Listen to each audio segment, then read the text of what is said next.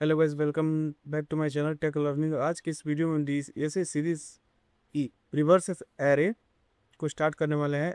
हम इसमें two pointer approach के हेल्प से कैसे एक एरे को रिवर्स करते हैं ये देखेंगे। तो चलिए, सबसे पहले हम एक न्यू फाइल ले लेते हैं और हमने VS कोड ओपन कर लिया है। तो यहाँ पर सबसे पहले एक रिवर्स एरे नाम से फाइल बना लेते हैं, रिवर्स एरे डॉट जावा।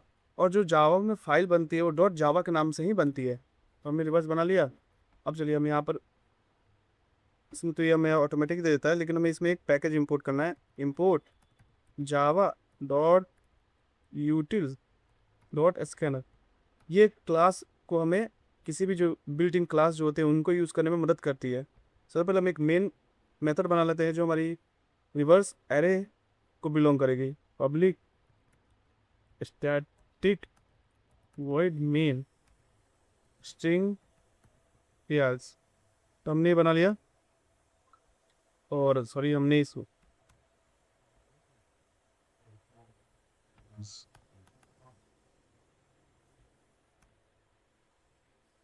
तो अब क्या करना है, हमें कुछ नहीं, हम एक एरे लेते हैं। सबसे पहले एरे बनाने से पहले हमें ये बताना होगा कि उस एरे में कितने एलिमेंट्स होते हैं।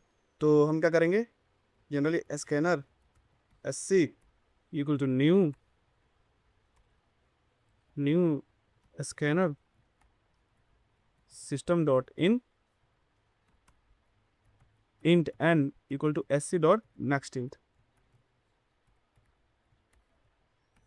ये क्या है, हम n क्या लिए हमने कि हमें एरे में कितने एलिमेंट चाहिए।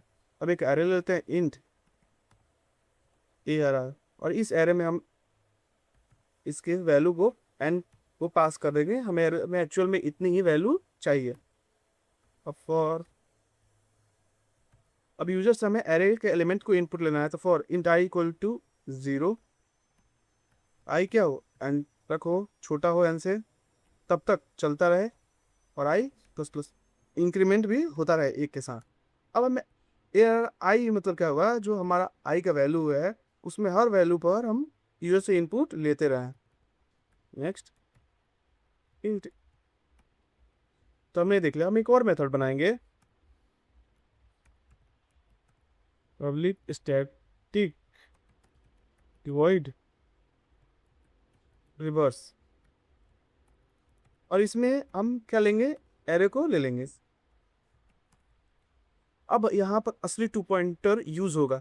तो जो फर्स्ट जो पॉइंटर होगा इंट स्टार्ट, उसे हम क्या लेंगे, 0 लेंगे। क्यों, यहाँ पर हम एरे के 0 इंडेक्स पर इसे पॉइंट करेंगे। इंट इंट इक्वल टू क्या होगा, ARR डॉट लेंथ -1।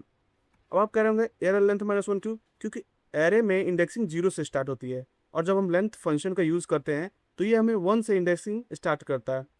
तो क्योंकि हमें 0 एलिमेंट भी लेना है, इसीलिए -1 कर देंगे तो 0 से भी एलिमेंट को लेगा।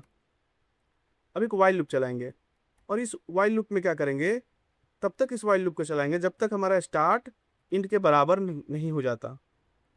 और उसके बाद क्या करेंगे, हम वैल्यू को स्वैप करते जाएंगे। एक एक इंट टेम्प नाम का वेरिएबल बना लेते हैं, उसमें ARR स्टार्ट रख देंगे, और फिर ARR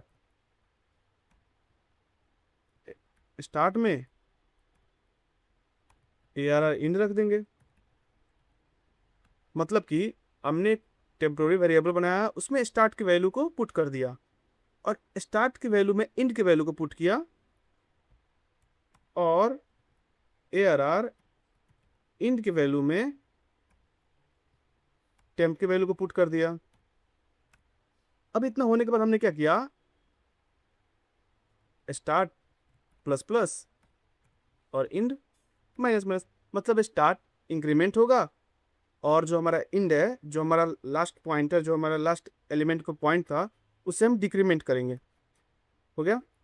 तो चलिए, अब हम इसको अब एरे को लेते हैं। तो सबसे पहले हम क्या करेंगे, प्रिंट कैसे करेंगे, पहले तो हम बिफोर रिवर्स करने से पहले वाले एरे को प्रिंट करते हैं। System dot out dot print L arrays dot to string ARR।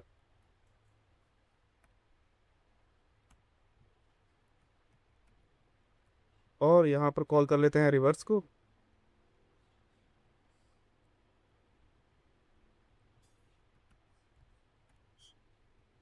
Here system dot out dot print Helen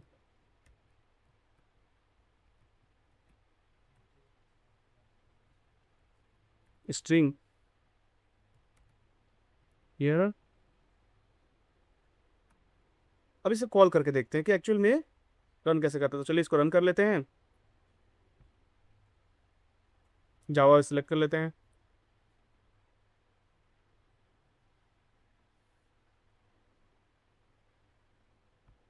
तो हम यहाँ 4 लेते हैं, 1 2 3 4।